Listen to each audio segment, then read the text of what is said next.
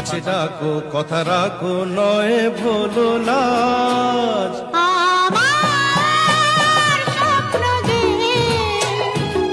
সত্যি হলো আজ।